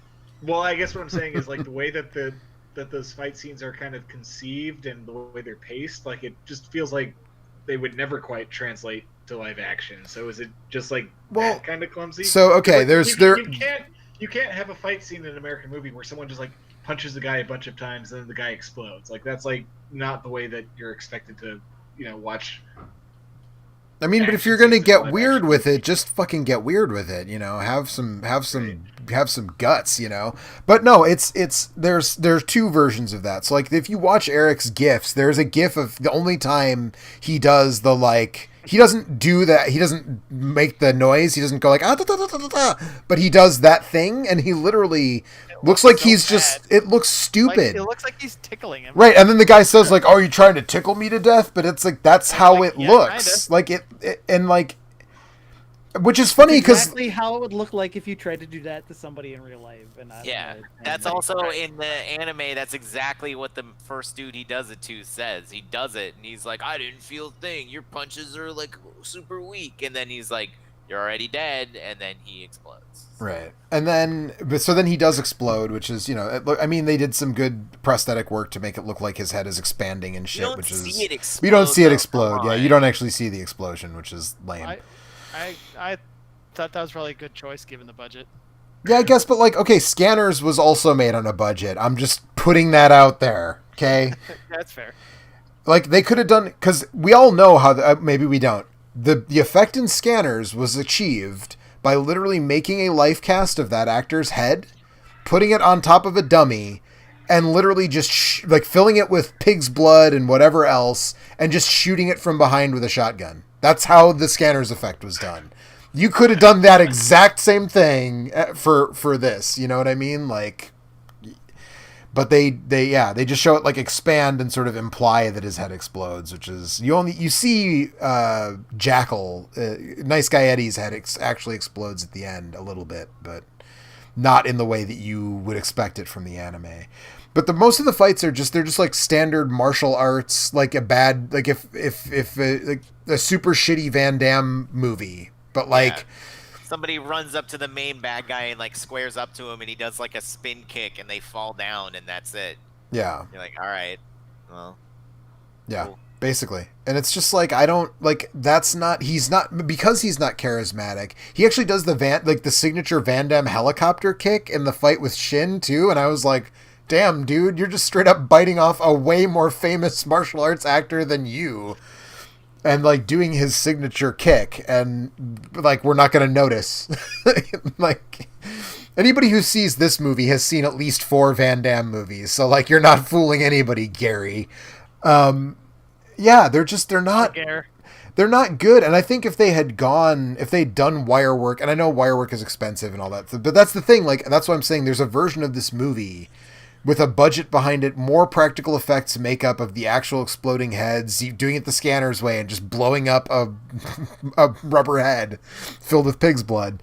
And doing some wire work where, yeah, he can just punch a dude and like he goes careening into a wall or whatever. Like a lot of the fights in the Matrix that aren't like the fight with Agent Smith are like when Neo is just like punching a random cop or whatever, like that. It's not that different from a Fist of the North Star fight, you know, and it's just like that. There's a version of this movie that's good, but the one that we got is not it. It's not this. Yeah. It's actually, it reminded me a lot of the Masters of the Universe movie, where it's just like they had such a low budget to do this that like realizing the source material, which can do whatever it wants because it's animated, right? So like, you know, Eternia can be whatever it wants. Castle Grayskull and Snake Mountain can be these ridiculous structures, and then their solution for that movie was just like, oh, we'll just like make it so that He-Man has to go to Earth, and then we don't have to like spend a bunch of money on and it's making things look like Eternia. And so there's the one set in the Castle Grayskull throne room where you're like, that looks fucking dope, and then they leave and go to Earth like in the first 5 minutes, and you're like, what the fuck is this? Like, and it's the same thing with this. It's exactly the one thing I didn't want. Yeah, right. And this is cheap sound stages and uninspired fights, and Bat dies for no real reason. It's worth noting that like the whole anime to live action translations are pretty fucking ignominious. Like, and that's something that would be easy to blame on like whitewashing or whatever, if not for the fact that like all the ones that they do in Japan like look just as bad. Like I know that they just did like a Ramna movie and like a Kiki movie, and like apparently weirdly more popular than I thought. But like I know they did like a Rurouni Kenshin series. Has anyone seen that? Like, no. I mean, I watched the anime when I was. I can't imagine. Yeah. A live-action Kenshin movie? Yeah, they did like a live-action Kenshin movie. the Japanese like a whole trilogy. Yeah, whatever. Who cared? Yeah. I think I have not seen it, but I have heard. I haven't seen it, but I've heard that so apparently there are 2 Crying Freeman live-action movies, and I've heard the Mark Dicascos. Oh, the Sonny Chiba one. Yeah. The one where Mark Dacascos plays Freeman is actually pretty good. Mark Dacascos, also a trained martial artist, real good in John Wick 3. Right? Yeah. That was 3, right? With Mark Dacascos? Yeah. Where he's the sushi chef. I believe so. And they fight in the big glass room. Maybe that was 2. That was 2, I think. I don't remember. After the first one, they start to blur together, but they're all awesome. Anyways, Mark Dacascos plays Freeman in one of the live-action versions of Crying Freeman, and and actually also isn't the 70s Golgo 13 movie with Sonny Chiba supposed to be like pretty good too? Yeah. I didn't even know that existed. I remember it being fun. That definitely exists. Yeah. Next month on the Action Cast. Yeah, a remarkable penis at any rate. Yeah. I was gonna say, yeah, exactly. I was good. I didn't actually, not to open up this can of worms, but I didn't hate the Scarlett Johansson Ghost in the Shell. I didn't see it. I didn't even see it. Yeah, I didn't, but I didn't hate it. Is about as far as I can get on that one. Are they still trying to do a like if you listen to our old episodes, I feel like we talked about like casting updates for the stop of the live action Akira about 10 times in the news section. I lost track. I don't know. And I feel like it's like the Crow reboot, right? Like it's nebulously in production, but the star keeps changing, the script they're using keeps changing. I feel like wasn't there? Hang on, I feel like there was something somewhat recently, like. I feel like it's worth noting at the same time that the Death Note live action movie was like fucking horrendous and like lost every. That was the Netflix one, right? Yeah, every little bit of goodwill that Adam Wingard had earned from. Oh God, Adam Wingard did that. From The Guest, all got spent on that piece of shit. Like I don't know how you waste Willem Dafoe as a fucking death god, but he somehow did. Wikipedia says that most recently, director Taika Watiti has been set to lead the film for a 2020 release that's been put on hold indefinitely because Thor: Love and Thunder, blah blah blah. But I mean, Taika Waititi is actually a director who I would trust to some extent with trying to realize that story, but like, I just don't think we need a live action Akira. Yeah, it doesn't need to exist. One thing that I want to say on the Ghost in the Shell before we go off this, and I realize that this would not appease people any more than the Scarlett Johansson casting did, but right after I watched Soderbergh's Haywire for like 10 seconds, I was like, God, like a version of Ghost in the Shell with Gina Carano as the Major and Michael fucking Douglas as the old man would have been awesome. And then also I would have literally given my left nut for Michael Mann's Ghost in the Shell. But, oh, you know what? Actually, I feel like I didn't see it because it was like gone in the blink of an eye because nobody went to see it. But I heard that the Robert Rodriguez Battle Angel Alita movie was actually pretty good. I didn't care for it, but I didn't think it was. I understand why that movie has its fans. That movie kind of cracked me up because like. That felt like a deal with Satan that I made when I was 14. Like, I was like if he had come to me and had been like, "Hey, Bryce, you like the Battle of Alita manga, don't you?" I'm like, "Yeah." And he's like, "Hey, you like Robert Rodriguez, that guy who made like Sin City and Desperado?" I'm like, "Yeah." And they're like, "Do you want Robert Rodriguez to make like Battle Alita?" And I was like, "Yeah." And he's like, "Well, he will in 15 years." And like since that point, you have like A Dame to Kill for and Shark Boy and Lava Girl and Machete Kills and just all these shitty fucking movies, and yeah, 14-year-old me got suckered. So thanks, Lucifer. Yeah, that's not that was some uncanny valley shit. Not great. I'm also like I like John Cho enough to give the Cowboy Bebop live action TV show, right? That's what it's not going to be a movie. It's going to be a show, right? Yeah. That could be good. Maybe. But I guess that to me seems the ultimate of like unnecessary. Right, but I don't know why you fucking need that show. Like you were saying, and Alex mentioned like earlier, like last summer, like I am in the middle of a Cowboy Bebop rewatch, and that show is still really good. That show holds up really well. Animes that I would guess is still. I'm not trying to be like a sulky fanboy bitch, but like the thing about I like John Cho, but the thing is like John Cho is like really good at playing like relatable, down to earth people. Like that's why he's such a fucking good Sulu. And like I don't see him as a Spike. I don't see him as just being the baddest ass in the room. And maybe he's an actor and he could act that way. Yeah, but he has not done so over the last 15 years. So now's his chance. Yeah, I don't know. I mean, I'm willing to give it a chance, but I'm not holding my breath that it'll be a patch on the original series. But yeah, generally live action adaptations of anime, of almost anything animated, really are bad. I mean, I guess if you count the Marvel movies but those are adaptations of comics, not of the cartoons that were themselves. Them are also bad. And many of them are also bad. Yes. Many of them, in fact. But some of them are very good, right? But you wouldn't say, like, The Dark Knight is not an adaptation of a cartoon, right? Or that's kind of interesting, though, because when you take that tact, maybe the difference is that if you're looking at it from, like, a comic book adaptation point is you can do equally good adaptations in animation or live action. Like, Enter the Spider-Verse or Mask of the Phantasm are fucking awesome. And so, like, say, the Raimi Spider-Man films or The Dark Knight or whatever. So if you're taking it all the way back to the manga, then why can't you do a good live action adaptation versus an animated one? Yeah, well, because if it's just a manga adaptation instead of I mean, honestly, I feel like the ones that I've seen, I feel like the Japanese ones generally are like they're trying too hard to be like hew too close to like there's a Phoenix Wright one, and they make they put a bucket of dippity doo in the actor's hair so that it looks like. Didn't Takashiki Mike make that film?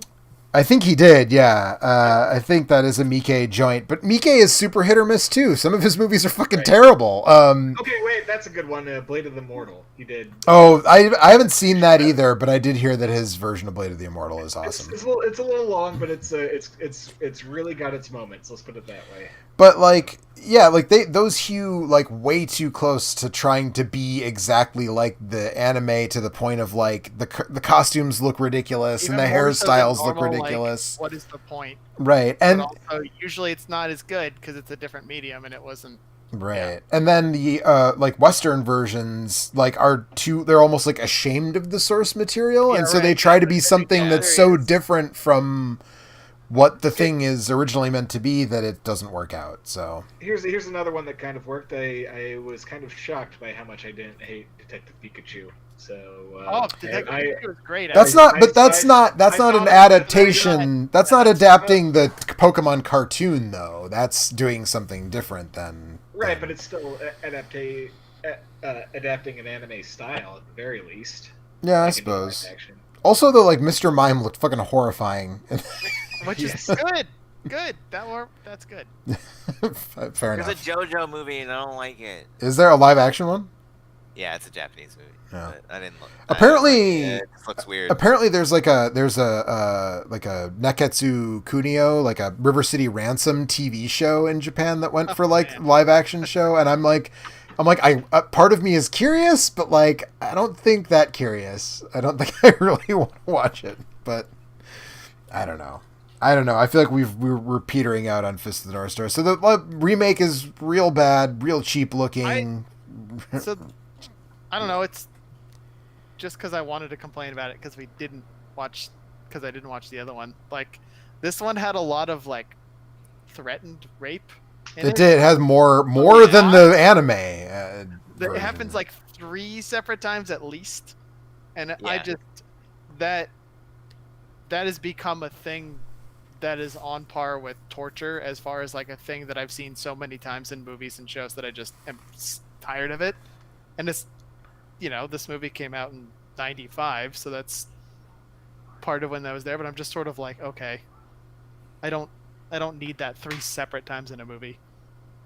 Right. Yeah. It yeah. just was like, okay. Well, especially it also like doesn't even really make the last one, which is Jackal, No, it doesn't. being Yeah. like, I'm gonna rape my boss's like wife, and I'm like, Queen? I huh? think?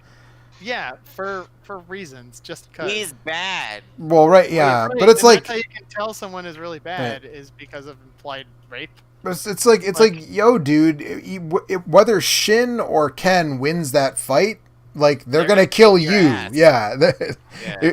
I mean, at least in the live action movie, Julia does a thing. Like she kills Jackal by undoing the bandages and his head She does a explodes. thing in the animated show. She jumps off a building And gets caught by some And gets other caught, dude. yeah. and gets caught. I mean, yeah, in the anime movie, Hey, she one does other nothing. Thing that's amazing in the movie, the anime movie, is at the end when they crucify her, and then at the Oh, very yeah, end, she like the crucifix gets punched, and she tied to the crucifix goes flying through the air, and it sticks upside down on the ground. No! It crushes some dudes first. Oh yeah, crushes crushes some them. dudes, yeah. Right, yeah. It's good. That's a good movie. Is what I'm saying. It's good. Yeah. It's live action one. Not Don't be like me. Watch I- that one. Yeah. Yeah, once I stopped like expecting it to be like conventionally good, it just became so charming, and I had such a Oh, time here, this was a watching question. The new heights of ridiculous. So this is weird. This is a weird thing I noticed. I watched the American dub of the Japanese anime movie. It's currently available. There's a Blu-ray version, but I watched it on Tubi, which is a free streaming service with ad supported movies and TV shows. Mostly shit that like no one would pay for Netflix to get access to. Shit like Fist of the North Star. But it was in 4:3, and I wonder if that's because it was a video release in the US. Like, is there a is it actually widescreen in the if you watch it in Japanese? Some people may have found a DVD rip of it at certain places on the internet, Mhm. and that is And shared it with other Right. friends. Right, Yeah. and it was, Watch on YouTube. and it is in widescreen. yeah. Yes. Okay. Yes, it was. So that's interesting. It's weird that they still preserve that like original dub. Although I saw, we were talking about Ninja Scroll earlier, and I don't know how it was for you, Bryce, but when I saw it projected, now I'm trying to remember, there was like, it wasn't theatrically released originally in Japan, I think, so we had to watch the dubbed version. Does that sound correct to you? I think that was correct, and I think it was like 166 or something like that. I forget. But you're making me remember that I was not irked, but I was confused enough to like poke around, and I think that was just what the aspect ratio of Ninja Scroll was. Yeah, I had someone introduce it when I saw it at a midnight screening, and the guy was like, so this movie actually didn't like get a wide theatrical release in Japan, so like this is the American, this is like this is a 35mm print or whatever of the original US release with the American voices and in widescreen, but like mostly widescreen, but like it looks a little weird. I don't know if there's any movie that sleazy that looks that good. Like, just the aesthetics and like the shame you should feel watching it are both off the charts, and I love it so fucking much. Yeah, I mean, this is we talked about it a little bit, I guess, but I feel like I didn't really fully talk about how like this Fist of the North Star and Ninja Scroll and other stuff like MD Geist and whatever else like were like part of this very early wave of like super gory, like the gore was the point type of anime. That once again, that's how you knew it was adult, just like right, curse words. Right. Yeah, it was like I reject Fist of the North Star being lumped in with those people because this show is about strong men crying while shirtless. That's what the show's about. I'm talking about the 86 theatrical film though, not the anime series. I know, but like that's what they just that's what it's about. Not the same. What Alex is trying to say is strong men also cry. Yes. Yeah. Strong men. That's the whole point. Cry. Yes, of course. Yes. Also, like, women are objects, I guess. God. Yeah, right. Never mind. Throw it in there. It's garbage.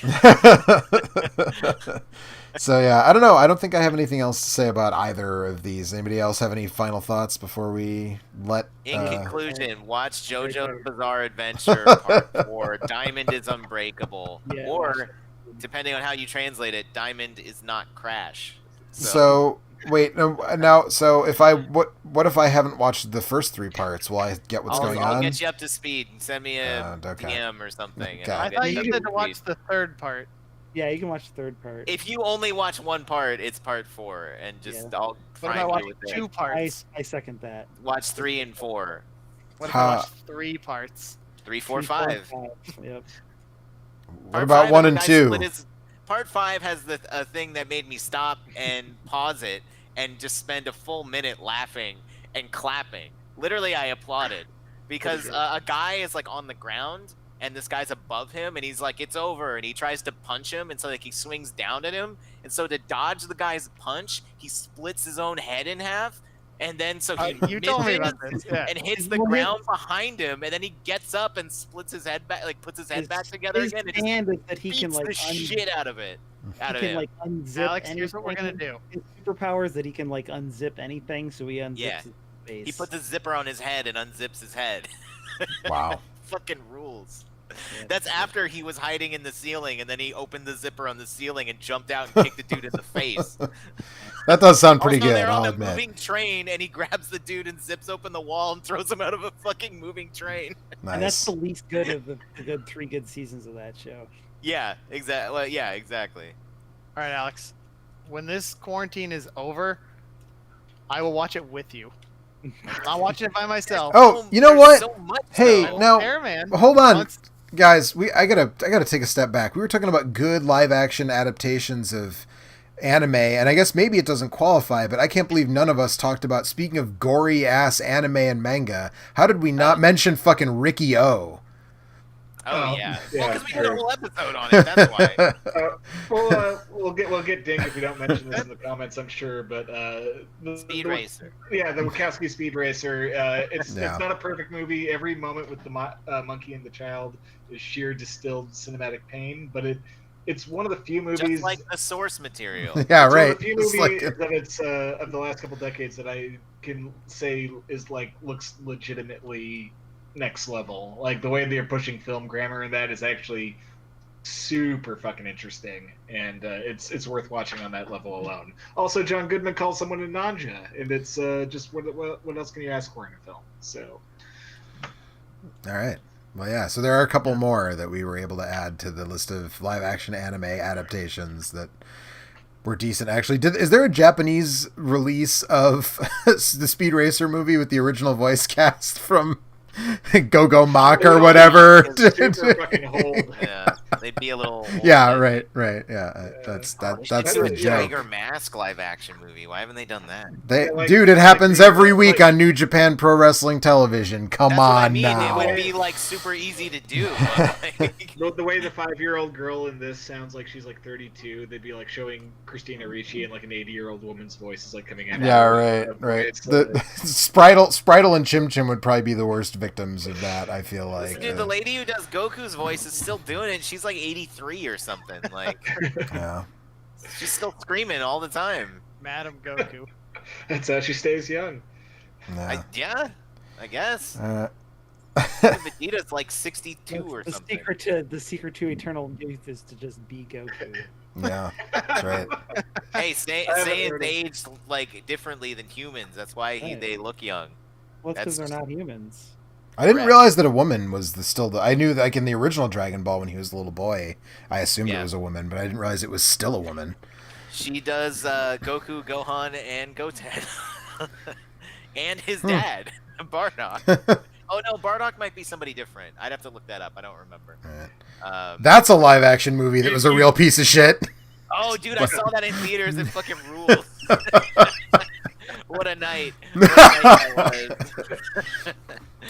was. Man, that sucked so bad. All right. Oh my god. I think we're done here, but we'll be back next month with whatever we come back with next month, and with season 4 or part 4 of JoJo's Bizarre Adventure. We should have let an anime on this show. Alex has tasted blood and he wants more. Yeah. We didn't this wasn't my idea. No, it's true. This was my idea. I take responsibility for that. We didn't do any news, but the news is that Richard Donner is 91 years old and wants to make another Lethal Weapon movie. So ruminate on that for a minute. I would watch the shit out of that movie. I'm not even gonna lie. But yeah, all right. Well, I'm gonna stop the stream over here on the YouTube side. I don't know if Eric's gonna keep playing Fist of the North Star video games, but absolutely not. But thanks everybody for tuning in. We'll be back next month. One is the NES one. If you want to know how this all went. Second Monday of. I thought the Master System version was supposed to be better, but no, it's. I mean, I didn't have the official Fist of the North Star version of it. I had the Americanized the black one, belt, license, but they're bad. It's bad. They're all bad. The newer ones are, and we didn't mention the Arc System Works PS2 fighting game that's like ridiculously unbalanced. Dude, like, the Hokuto no Ken Nationals, the tournament they do every year. Well, COVID obviously has nixed that, but prior to 2020, they did a tournament every year of that fighting game that's famously broken, and that shit's fucking right. Like every character in that game has like an instant death move, if I'm not mistaken. So everybody has an instant death move, which is not crazy because like Guilty Gear has that too, and Arc System Works makes Guilty Gear and blah blah blah. But the thing that's crazy about it is that you can combo into it. So you can hit somebody with like, depending on the character, with like their fastest move, and then they can just like do a few other things and then do their move that instantly kills you. And so you can get hit once and be dead. Like instantly. Omae shinderu. There's tons of infinites and stuff too. It's like famously broken, and so it's just like, but everybody just gets trashed, and they eat chicken wings, and like they're just like, oh, it's my turn to play. Like they can't find him because they're just like puking in the bathroom, or like, and then they come up and they're just like, oh, dude, I got hit once, and they just like get up and start drinking beer and walk away. It's like nice. It's fucking awesome. Yeah. It rules. I'm surprised Eric didn't play that, but another time I suppose. It wasn't included in the giant stack of PlayStation 2 games I downloaded. Really? That's weird. Oh, maybe it's not complete then. Yeah, apparently you don't have a complete thing. There isn't a North American release of that anyway. There is not a North American version. All Oh, right. I see. That's your excuse, huh? All right, everybody. Have a fantastic night. We'll be back on the second Monday of February to talk about whatever we're going to be back to talk about then. Season 4 of JoJo's Bizarre Adventure. Hopefully, whatever we decide on, whether it's that or Hardcore, something sorry. else, Bizarre is adventure with the friends we made along the way. it's high time that we talk about just one about to movie. say that. Yeah, high time we get back to talking about just one Hang movie out for with a you too show. much. So, Right. But Good we night, can talk everybody. About magic tomatoes and a guy with a bomb in his hand. It's a tank. is it a hand grenade? Fuck, we No. should do Death Oh, Race shit. 2000. All right. Anyways, good night, everybody. I am There's ending just the nothing stream ever done. over here. Good night, everybody. night, Bye. Joe. Yes, Anthony.